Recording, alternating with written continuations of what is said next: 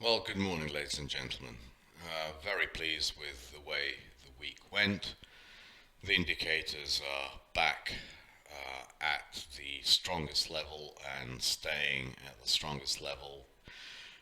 The wind is stable and it's strong in the back of equities.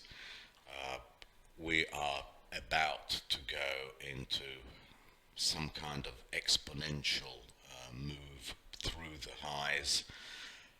There's absolutely nothing that is going to stand in the way of this huge liquidity that is sloshing around in the markets. I think 4,000 in the next couple of weeks is almost guaranteed in the SPX. You can see the scores stable and ascending. Now, this indicator, as I will never tire of explaining, is not designed to catch any kind of a top or any kind of a bottom. For that, we look at the counter trends. And one thing that that I'm becoming more and more convinced is that at some stage we're going to trigger this, which is the break. As you can see, it's only been triggered twice. If you read the panel below, it basically tells you how it works. I am convinced that in the next few weeks we will trigger it for only the third time in what 15 years. It's going to be a very exciting period. I think the next couple of months are going to see some very, very interesting price action. We haven't looked at this chart in a few weeks, but you can see what is happening. As earnings come in, everyone is revising up their full year earnings and forward earnings, and the market is rising with them. Now, we all know that these full year earnings, whether they be 180, 185, the analysts are going to race each other to have higher and higher earnings. We all know that this is not going to be achieved, but the market nonetheless is going to fill you in up here. So there is no reason to change anything of the analysis of last week. We are about to go into some kind of parabolic phase. I know what some of you are going to say, but Nick, we are in the red in deviations. Yes, but look at, I think the price action is going to be something like in this period. We get there, we stay there a couple of days, we come down, sort of get everyone off the bus, and then go into a really nice, parabolic phase, and then that's it. This would not surprise, and then, probably close to a 10% correction. I think we are here.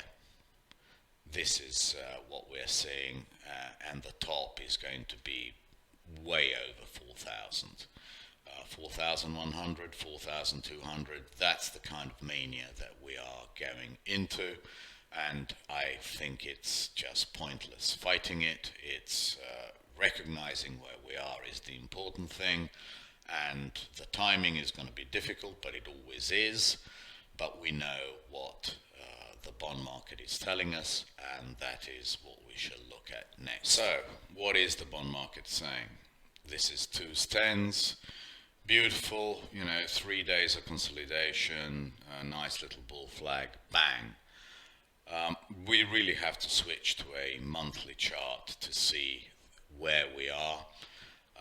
We are basically here in 2016, where we are doing this kind of move back up to 125, 126, and then we will probably have a beautiful risk-off period which lasts 2-3 months, and then then we go again.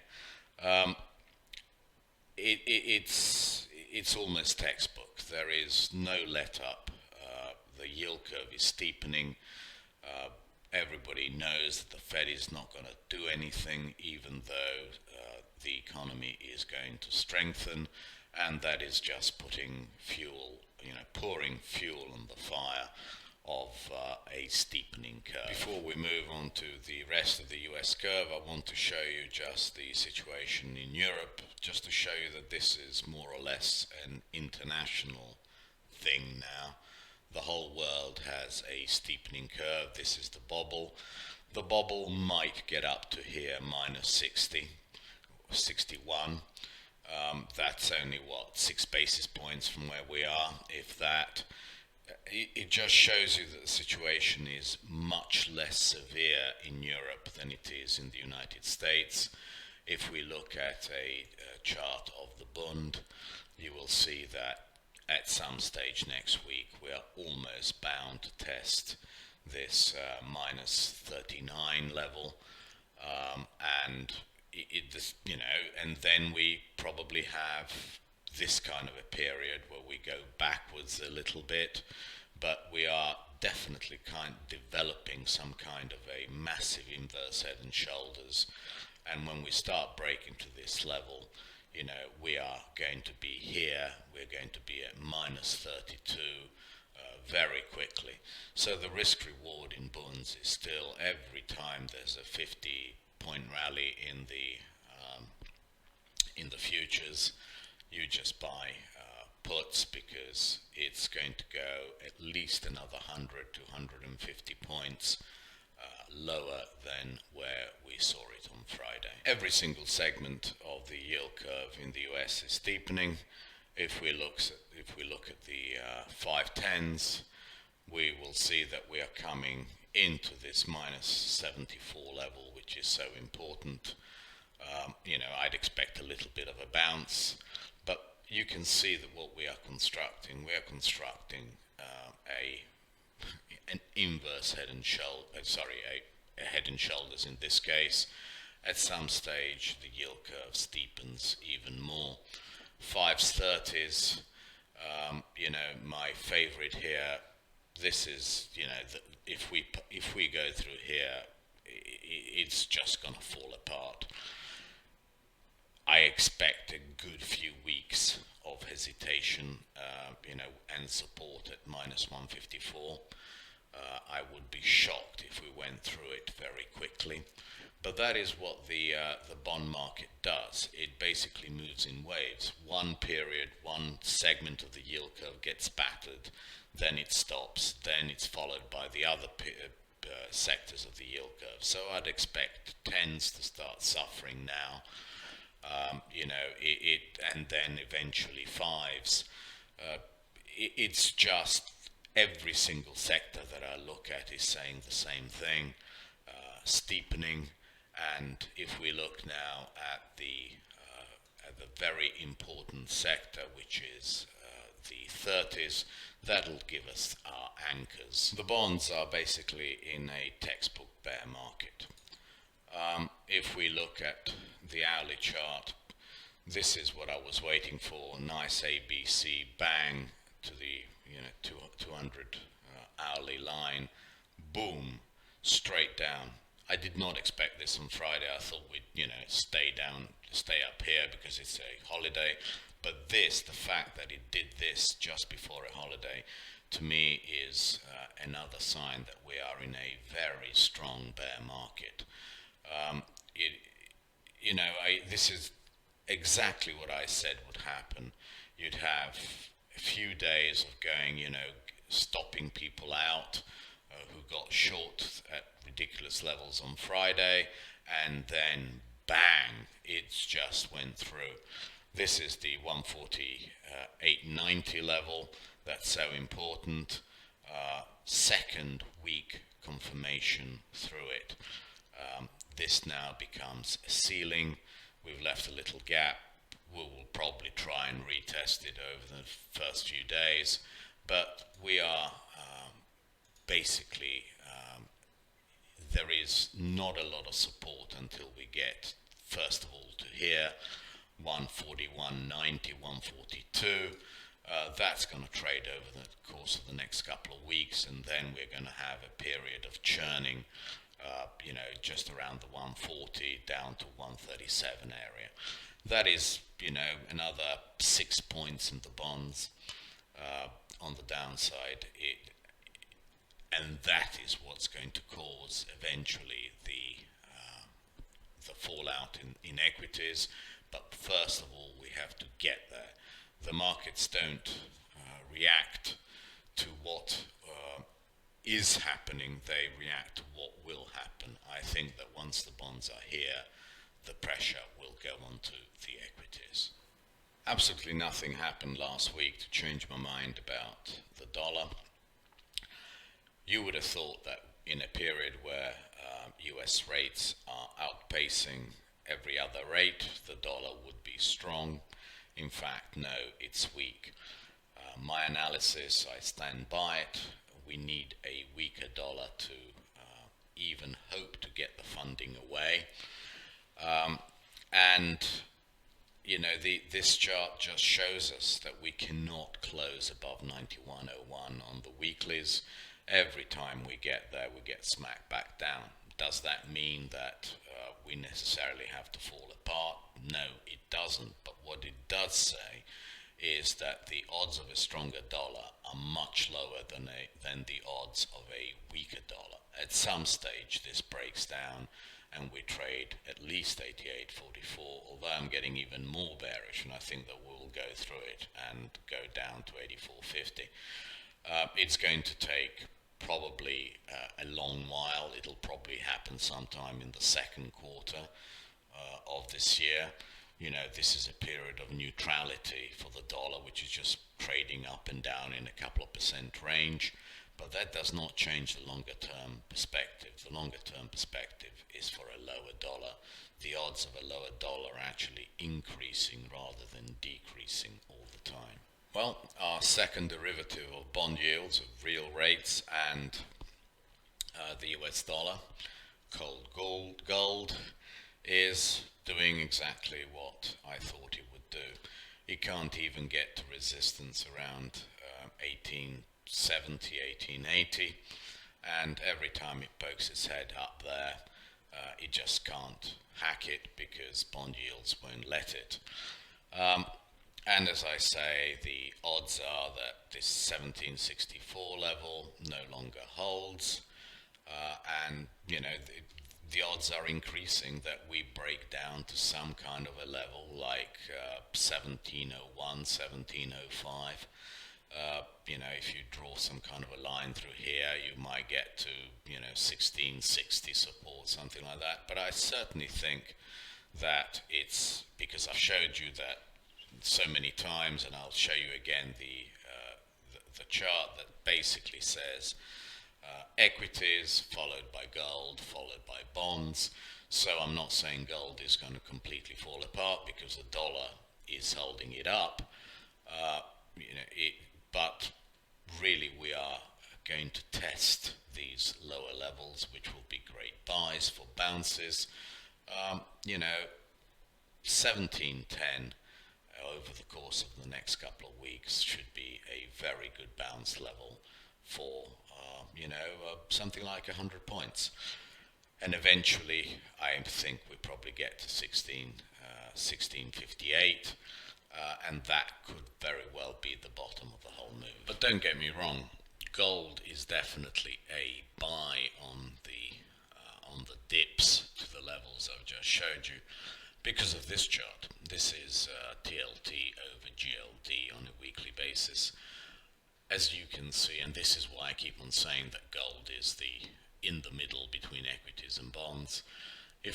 I think that the odds are at some stage that we trade this 0.78 level, and that actually, if it happens when TLT is down around the 138 to 140 level, has gold even higher than it is at the moment.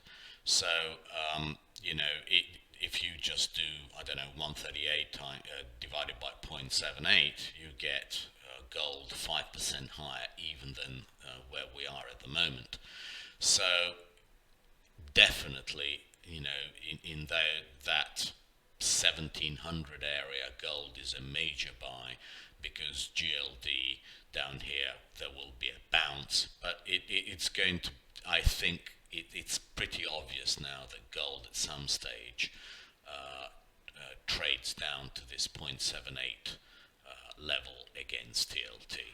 Well, Anchor, the one that gave us the entry points and the bullishness, I.gov, whether you look at I.gov, SPY over TLT, doesn't really matter, SPY over IEF.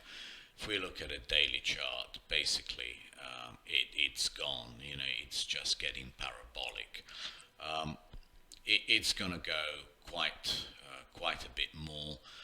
You can see that normally it goes, around 7-8%. I think we have another 3-4% at the very least.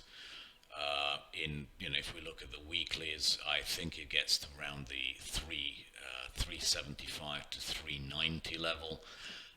That would tell me something like another 3-4% in TLT and another at least 3-4% in SPY. That kind of a move from each gives us way over 4,000 in the SPX. There is no reason to change the analysis. It's so brutally obvious what is going on. All the marginal money that would have been allocated to bonds is no longer being allocated to bonds, and it's being allocated to equities instead. My favorite equity market, EM, second week of close above the all-time high of 55.83. More confirmation, just like TLT did the second week close below their level. This one closes above. I think EM has at least another 5 to 10% to go, and it's much easier to be long of EM than to be long of anything else, because it makes macro sense. As bond yields retrace, the differential between the US and the emerging world, where yields are much higher, is coming in, and therefore it supports EM as opposed to SPX. If we look at those spreads, that is becoming ever so obvious, and we can see what the first targets are. And here we have our favorite spreads against the EM. To me, this is the interesting one. This is EM against SPY. I think my target is here around 15.15. It's going to take quite some time to bust this descending 200-week moving average. It's going to be a battle. So at anywhere close to 0.15, I'm turning much more cautious on this spread, because I think it could easily come back and test the 14 level, and that's a big move. That's 8-7%, something like that. But you can see what it's developing. This is going to be a multi-year inverse head and shoulders, and fundamentally I believe in it. I believe that the bond market is giving us the clue that EM is probably, more likely than not, the market for the next decade. But 1 week at a time, 1 day at a time, looking for close to this 0.15 level, and then we see. But I think it gets there probably sometime on the early part of the week after this one coming, when the Chinese come back from holiday and just ramp it straight up. Now, the other market that I'm hugely overweight is Japan, and unfortunately I got overweight here in the latter part of 2019, and had to suffer through a very painful period, but now I'm getting amply rewarded for it. You can see that 30,000, which has been my target for a long time, is within spitting distance. I'm sure that it'll actually take it out and trade, probably 2-3% higher. But I'm going to be abandoning my overweight in Japan, somewhere around above the 30,000 level. I think the EM at some stage is going to be an even better market to be in. And I think I'm beginning to even like Europe at some stage. It's I'm quite interested by what Europe is doing. I think it has an easy several percentage points. This is the chart really that I'm looking at. There's still this gap here up to 37.80. That's a 3% move. I think at some stage SPX, sorry, the stocks does it, and that will drag the DAX higher towards the 14,500, if not the 15,000 level. Japan has done so much.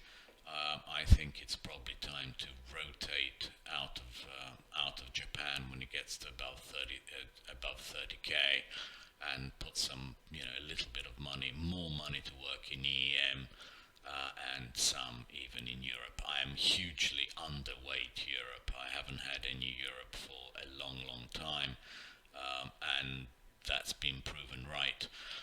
So I will go back to a more neutral weighting. Well, let's get back to SPX, having looked at the international situation, and see what that tells us short term for next week.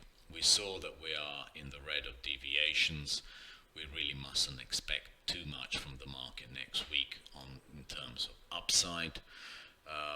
We just need to go sideways for a bit and then explode. To me, the very important level now is 38.61, but the real level is still 38.24.25.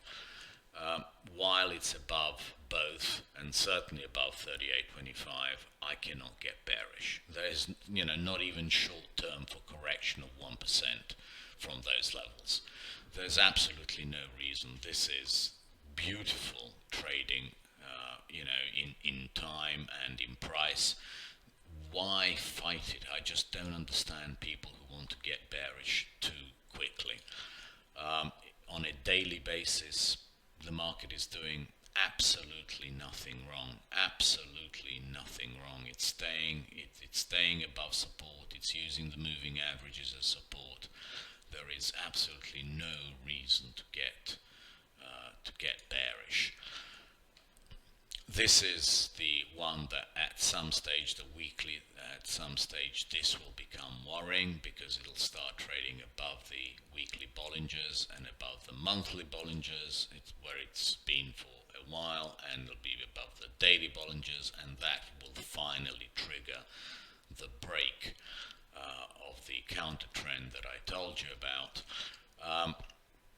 And when that is triggered, we go back to this moving average, this red moving average. So from somewhere way up here, I expect it to come down at some stage and trade 36.45 again. But that is many months into the, many weeks and probably months into the future. So for the time being, you use these Bollinger Bands as on the weeklies as resistance. It'll be somewhere around 4k next week without a doubt. I don't think we get to 4k next week, but by the end of by the middle of March, I think we're certainly trading 4k and higher. I wanted to have another word about SPY IWM.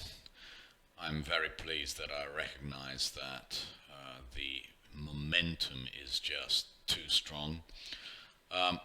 If we look at the dailies, actually you saw that the levels that I picked actually held for a day or two or a week or two, and then it just goes through it. I recognize that this is just, retracement activity as opposed to impulsive. And what can I do? I can just wait for better levels. I don't think the idea is wrong. I think the execution probably is going to need to happen around here at 163.70. the momentum of what this Cathy Wood type of investment, buy everything that is unprofitable and future tech, as it were, the disruptors and all that, is going to fall apart at some stage. I mean, the ARK fund at some stage is just going to get killed. But in the meantime, while the billions are pouring in there, how can you stand in its way? It's going to be difficult. I think I'm correct in my analysis, in my macro analysis, and I'm looking now for this kind of 163.70 level, and do 25 delta options at that level. I will tweet you next week some ideas that I have. I think you might be best suited, we might be best served by buying calls in both and seeing what happens, both SPY and IWM. But I will definitely tweet you something about it next week, because I think that this situation is getting ridiculous, but it's been ridiculous for a while, and it most probably gets even more ridiculous. But we have some very interesting levels. I mean, look how interesting this 163.70 level is to pull the trigger. Okay, last chart, I promise. I think from now on we are always going to end with volatility, because this is where the money is going to be at very, very, very soon. If we look at what happened on the daily basis, first close below 20.05 ever, I mean, since we had the panic, and I think it's very interesting to see where that is likely to go. We are likely to get down to, this kind of 16s, and this is the opportunity that we have been waiting for. It is without doubt, I think, going to be the best opportunity for the rest of the year. At some stage, it's going to take several weeks of trading like this, but this is going to be the most wonderful opportunity, because when we have finally the break is triggered, and after we've had the exponential move higher in equities, this 200-week moving average is going to take over, and we are going to go up into the 30s at the very least to start off with, but eventually I see the move going all the way back up into the 80s. I will tweet you why I think that, because this kind of volatility needs to rhyme. You need to see something like this. If you look at this period, it gets below very important levels. I think we get down to them, and then we get a period of huge volatility again. This is all rhyming. This is what we're looking for. We're looking for, you can see how it moves from level to level. We're looking for something in the mid-teens, mid to high teens, and then we look for a spike up like that. And so on to the recap sheet. I have not really changed very much. I've updated some levels because there is no need to change anything. Everything is going absolutely according to plan. 2s10s, the support is now 106, and the ultimate target still remains 126. 5s30s, watch that 154 level. That is what could accelerate my views, and an acceleration of an acceleration is never a good thing, because VIX will not stay down here for very long. People have a tendency to sell VIX when the market goes up, but if the market is actually going up at an increasing rate of speed, we might not be able to pick up the VIX at these levels. I will keep you informed, because this, I think, is going to be the really important trade for the rest of the year. DXY, as I've been telling you, I think this is now a sideways quarter one, but every time it pokes its head to anywhere near these levels, it just gets slammed. Act accordingly. don't trade it unless it gets to your level. Gold, I think we're going to bust through the 1765 level at some stage and stop everyone out, but that, I think that is a very good buy. It depends what the bonds do and the speed at which they do it, but it looks to me like it definitely is heavy and it wants to break the 1765 level. SPX, I've got the levels here. 3861 is the first real support. I don't care what anybody else says. 3861 is the first real support. 3825, below that, I am worried, but I don't think it gets anywhere close to it. Reading deviations, we go sideways, as I said, for a few days, and then the acceleration probably starts to 4K. It'll depend on the speed of the bonds, basically. These are the new levels in NQ. Only below 13,200 is worrisome in the slightest. Everything else is just spread trading. I don't think we even break 13,600, but that's neither here nor there. Don't give up on NQ. It's doing nothing wrong. I haven't shown you the spread between SPY and QQQ, but that is still positive, and I'm amazed that it's positive because of what the yield curve is doing. But that is showing a lot of internal strength in NQ. EEM, I think, is going to accelerate. I showed you the levels against SPY. I think those, when we get there, we will get a decent retracement, and we want to be out of EEM by then, and be ready to rebuy that very interesting dip. Longer term, I think EEM is going to be going to the moon. I mean, it'll trade 100, that kind of level. I've told you Nikkei, I will be getting out and going to market neutral on my weighting in Nikkei. TLT, I've showed you what I think, at least 140, but most probably 137 target over the course of the next month and a half. And VIX is finally, yes, entering our long-term accumulation level. This is definitely going to be the trade of the year. Thank you very much indeed. Have a wonderful holiday on Monday, and tweet you hopefully on Tuesday.